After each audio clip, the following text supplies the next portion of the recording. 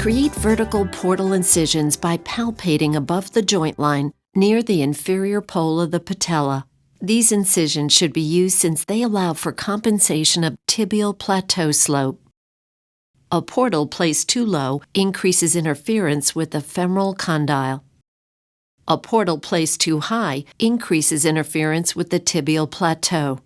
Appropriate portal placement and vertical incisions allow for compensation of tibial plateau slope, as well as room for superior and inferior adjustments.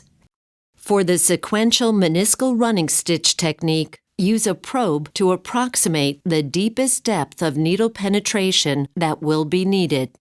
Cut the depth stop sheath to the appropriate graduation. Ensure the depth stop will allow the needle to penetrate the meniscus at the deepest portion of the tear. Insert the sequin entry cannula into the portal. Introduce the sequin device along the concave surface of the entry cannula with the depth stop sheath covering the tip of the needle. Pull back on the depth stop sheath until it engages fully onto the handle. Ensure that the switch is forward in the freewheel position and pierce through the meniscus. Use the needle markings to ensure the proper depth of penetration.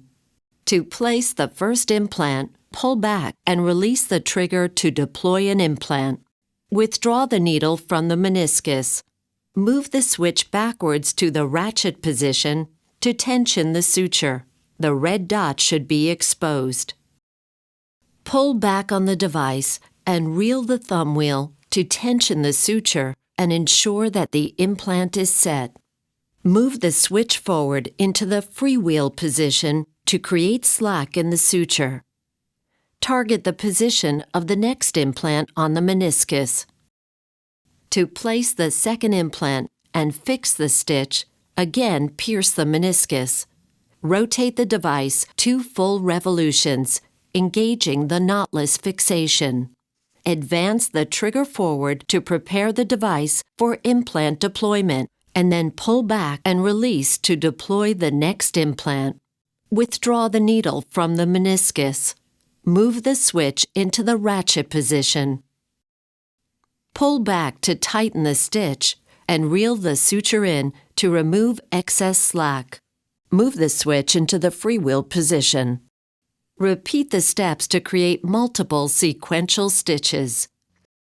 Pierce the meniscus. Rotate the device twice. Advance the trigger to reset. Pull and release the trigger to deploy an implant. Withdraw the needle from the meniscus and tension the stitch. Continue creating sequential stitches until the meniscal running repair is complete. After the last stitch, remove the sequent meniscal repair device from the joint.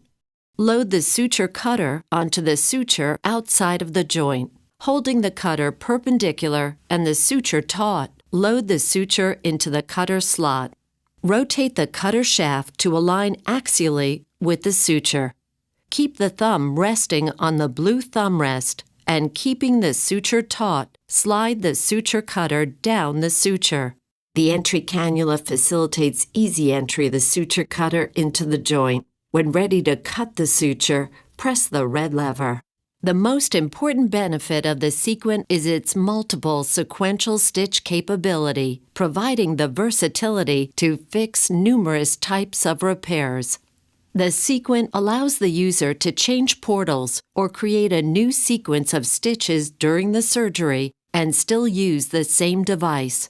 When using this technique, the user should ensure that there are enough implants remaining in the device to create the desired number of stitches. Cut the suture flush to the meniscus. Remove the device from the joint and pull out enough suture from the needle to tie a knot. Tie a figure of 8, leaving approximately 10 millimeters of suture tail.